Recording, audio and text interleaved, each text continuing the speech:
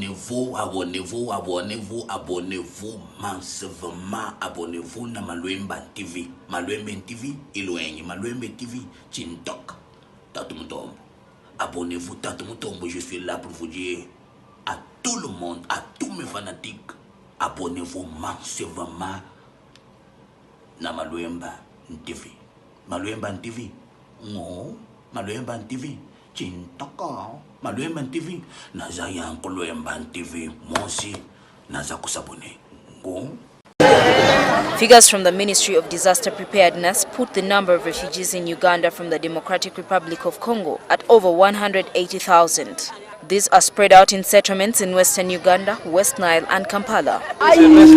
In 2010, the governments of Uganda, the DRC, together with the United Nations High Commission for Refugees, signed the voluntary repatriation agreement for Congolese refugees living in Uganda. But as we prepare to start the voluntary repatriation, a new wave of insecurity in the DR disrupted those otherwise very good plans.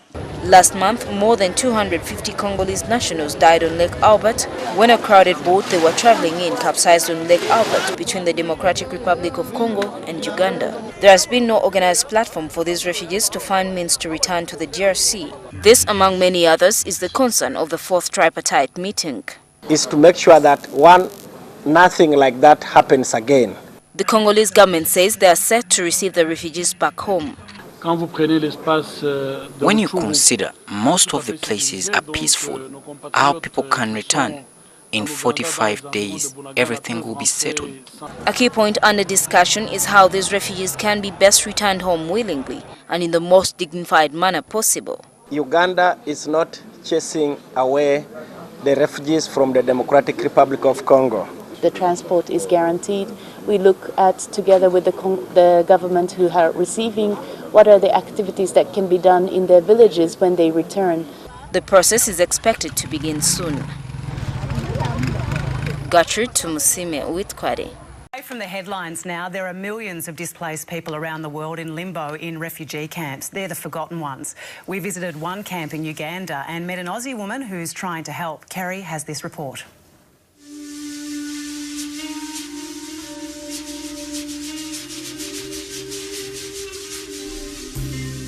Away from the chaos and natural beauty of modern Africa, there is a silent emergency that continues to grow.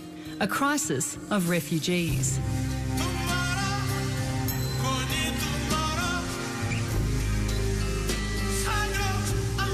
Situated in one of the most volatile regions in Africa, Uganda is home to 1.5 million displaced people. Many have fled violent conflicts in neighbouring countries including Rwanda, Sudan, and most recently the Democratic Republic of Congo.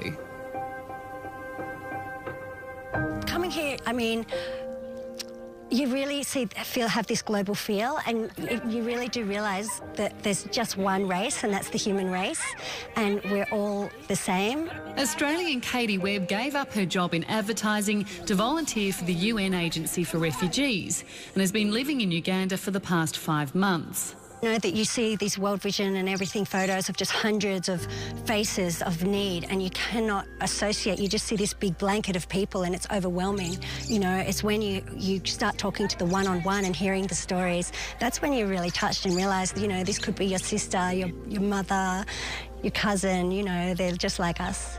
Refugees end up in camps like Nakivale Settlement, the largest of 9 in Uganda. Nakivale provides a vital safe haven for 50,000 people who have lost their possessions, homes and their families. This is the Kabazana Reception Centre in Nakivale. It's where asylum seekers first come when they come to Uganda into Nakivale. These people are all being housed here. You can see the conditions that they're living in. It's totally overcrowded, very congested, and you can see they're just living on top of each other. Like, it's really like a slum. Asylum seekers can be living here for up to 5 months while they wait to be processed. Once granted refugee status, they are given a plot of land and food vouchers. They're here because they had to run for their lives. This is definitely not home for them. All they want to really do is go home, but they can't until they know it's safe. 17-year-old Estia was raped by rebel militia in the Congo. She walked more than 300 kilometres to Nakivale as an asylum seeker, pregnant with her attacker's child. Natoka Congo. Niko na familia ya watu kenda. Wose wakakufa. Ni mimi peke. Wote wanawaua ni mimi peke tu. Here, nothing is taken for granted, as even the most basic of necessities are scarce.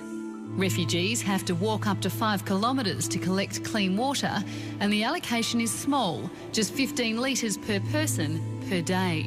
The global standard is 20 litres of water a day. And as Australians, we consume 285 litres of water a day. So that just shows you, the differences of what these people are living on. There are 28,000 children living in this settlement. Until recently, they didn't even have a secondary school. Now there is one. For 14-year-old Rwandan Beteth, her dream is to become a teacher, but the odds are stacked against her. There are 850 children at her school. Only 11 have ever graduated. In my future, I want to become a teacher. I like school very much. I want to stay in this Nakivale because we are free.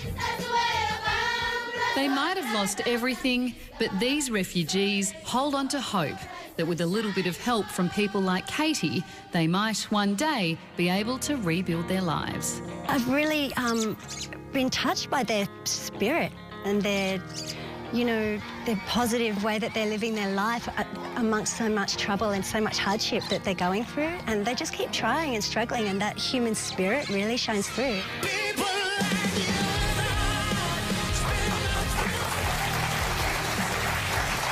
Amazing story, great thing for somebody to do. And if you'd like to help the people of Nakivale, there is a number you can call to donate.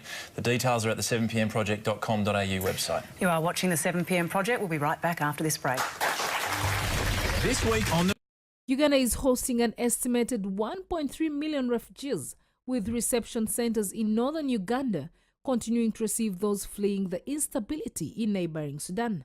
Since 2011, emergencies in the region have multiplied the financial requirements of the United Nations High Commissioner for Refugees. Uganda's operation almost 3 times, from $76.5 million in 2011 to nearly $209.9 million in 2014, owing to the influx of refugees into Uganda from neighbouring countries. This figure continued to rise by $181.1 million in 2015 alone. The UN agency in March started life-saving protection and assistance services for over 125,000 South Sudanese refugees. We need to project ourselves, we need to plan, and by planning, we need to take into account the political dynamic. But we are not a political actor. We just hope and advocate for an early resolution of the conflict in South Sudan. Refugees in camps still face challenges of access to safe water, quality education and food. We don't have enough funds, enough funding to take care of the refugee population as they are now, and there are still new arrivals coming, let's not forget. One. Second major challenge is coming true with our commitments to support both the refugees, the refugee community, and the host communities. UNHCR believes an additional $350 million in funding will help offset many of these challenges faced by refugees and their host communities. There's in for around $900 million to respond to the overall situation of South Sudanese, Congolese, Burundians, and so on, Somalis, and so on. This is the requirements of UNHCR and the partners it is financing, and the partners it is not financing. The second figure is some $450 million for the entire Uganda also, for only HCR and its 70-plus partners. Government probe there has exposed fraud suspicions over refugee numbers. The government says the investigation confirms that previous figures were exaggerated by 300,000. An official inquiry conducted by the Office of the Prime Minister and the UNHCR has found that Uganda hosts 1.1 million refugees and not 1.4 million as previously reported. There are suggestions that the number of refugees was inflated to enable senior officials to squander funds. Well, those would be some damning allegations. Let's get more on this controversy. CGTN's Michael Baleke joins us live now from Kampala. Very worrying news indeed. Michael, tell us, has the government or perhaps even the UNHCR responded to these allegations of fraud? Hello, Lindy. Just to let you know, government of Uganda undertook this audit with support from the UN Refugee Agency and the World Food Programme to establish the number of refugees and asylum seekers. Of course, this happened after refugees were complaining about food distributions and assistance that they were getting, that it wasn't enough. But after the verification is done, now the target population, which was 1.4 million previously, has come down to 1,150,000 refugees. But of course, Lindy, this is a preliminary report which does not point to any allegations of fraud yet, because it gives reasons behind, but they have given, of course, reasons behind the reduced numbers, ranging from death, multiple registration of refugees. Whether this was deliberate, we are yet to find out. And some refugees have since returned home, and others moved to other parts of the country and remain unaccounted for.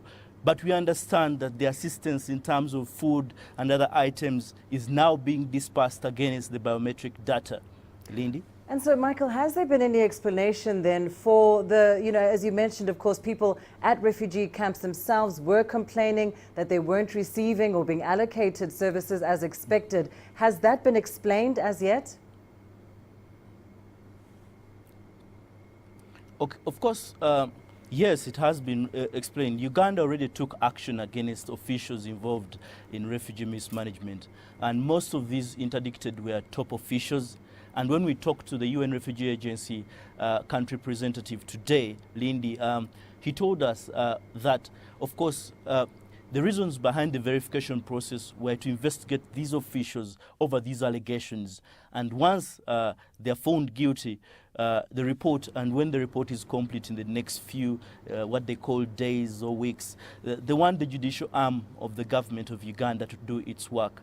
And relief agencies, of course, including government, the relief agencies and government believe this will reassure donors that what they have given in terms of money and funds will be put to good use.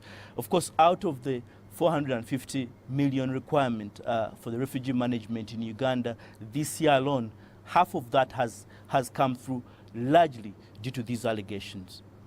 Well, Michael, certainly very encouraging to hear that government has taken quick steps to address these concerns. Thank you so much for joining us there live from Kampala. And as he says, of course, there is still a final investigation to be completed. We look ahead, of course, to the outcome of that investigation. Jésus-Christ est Seigneur, vraiment Seigneur pour l'éternité. Aïe, aïe, aïe, aïe, aïe, aïe, aïe. De s'abonner. Malembe TV près de vous, avec vous, pour vous, près de Dieu, avec Dieu, pour Dieu. La promotion de toute œuvre spirituelle, l'œuvre chrétienne, c'est nous.